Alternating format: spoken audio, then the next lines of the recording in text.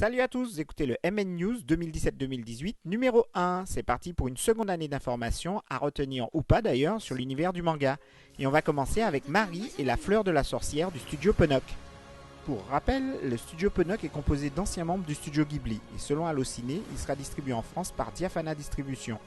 J'ai été farfouillé sur le site Gaumont qui indique que la sortie française sera en février 2018. Ça sera un super événement et un film que je vous conseille fortement. Teyu Matsumoto, l'auteur de Amer Béton, revient avec Les Chats du Louvre chez Futuropolis. Donc après Rohan au Louvre, Les Gardiens du Louvre, Les Rêveurs du Louvre, Les Chats du Louvre devraient sortir en France le 2 novembre au prix de 26€. Ça y est, la bande-annonce de Godzilla Planet of the Monster a été dévoilée. C'est le premier volet d'une série de 3 films en 3D CG. Il a été réalisé par la même équipe qui a fait Blame pour Netflix. Netflix d'ailleurs qui devrait proposer le premier Godzilla en novembre en même temps que la sortie en salle au Japon. La saison 3 de Food War en simulcast sur Crunchyroll. Vous y croyez vous? C'est l'événement assez surprenant de cette rentrée. Jusqu'à présent la série était diffusée par ADN, mais dès cet automne, elle sera en simulcast en VOSTF sur Crunchyroll. Une avant-première de The Ancient Magnus Bride est prévue au Grand Rex de Paris. Ça sera le vendredi 22 septembre à 20h, une projection exceptionnelle des 3 premiers épisodes et pour 9€. Vous avez été nombreux à regarder le film Death Note de Netflix dès le soir de sa mise en ligne. Et ça, c'est 50 millions de dollars investis qui portent leurs fruits. Du coup, Death Note va revenir pour un second volet très bientôt. Ghost in the Shell est à l'honneur en ce mois de septembre avec la sortie de, accrochez-vous, Ghost in the Shell Standalone Complex Intégral Collector Blu-ray Intégrale saison 1 et Intégrale saison 2. Tokyo Ghoul Jack et Pinto sera disponible en 3 éditions, DVD, Blu-ray et Collector. Ce film vidéo se déroule 12 ans avant l'histoire principale et nous raconte la première rencontre entre les deux inspecteurs lorsqu'ils étaient encore au lycée. Et on va poursuivre avec le 4e film live de Kenshin le Vagabond qui vient d'être annoncé. 3 ans après le 3e film, le tournage du 4e devrait normalement commencer en 2018 pour une sortie en 2019. En ce moment, la trilogie sort en coffret DVD chez HK Video. Et maintenant, on va passer aux sorties manga de la semaine. On va démarrer avec Beyblade Burst qui sort chez Kazé. Bon, rien d'original, un passionné de toupie Beyblade qui veut devenir le meilleur blader du monde.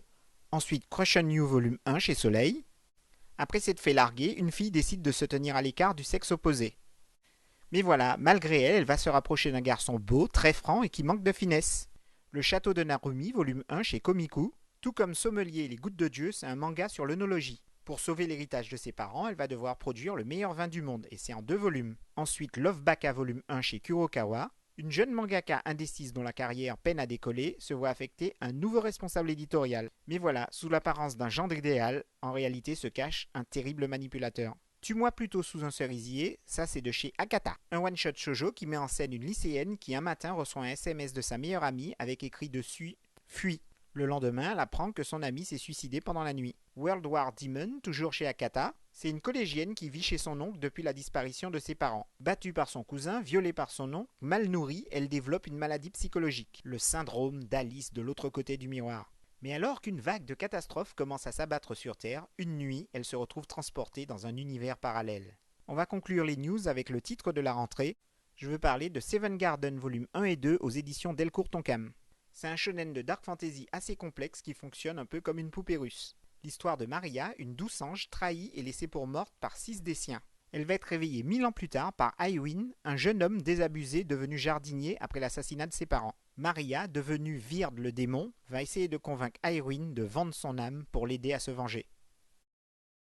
Et maintenant la minute de l'otak, et on commence avec Boa Hancock de One Piece qui arrive avec son chapeau de pirate sous le nom Flagship Diamond. C'est une figurine de 23 cm, une édition limitée 20e anniversaire. Crème de ReZero, Starting Live in Another World. Elle sera disponible en janvier 2018, sa taille 105 mm, et tout comme Ram qui a déjà été présentée, elle est basée d'une illustration qui a été faite pour le magazine Comics Alive. Your Name arrive en figurine chez Good Smile en février 2018, sa taille 22 cm, son prix 8148 yens. On va poursuivre avec la partie japonaise et on va commencer avec Inuyashiki Last Hero qui a enfin eu droit à une bande-annonce. Le film quant à lui il est prévu en octobre. Mario Kart en vrai, oui ça existe par l'intermédiaire de Mellip qui a conçu un Mario Kart en réalité augmentée. Ils ont appelé ça AdoKart. Les joueurs conduisent des véhicules miniatures tout en collectant des pièces de monnaie et en évitant les bombes et les objets lancés par les adversaires. Un Mario Kart quoi. Une première série d'affiches a été dévoilée sur le site officiel de Fullmetal Alchemist. On y voit 8 des 13 personnages principaux du film.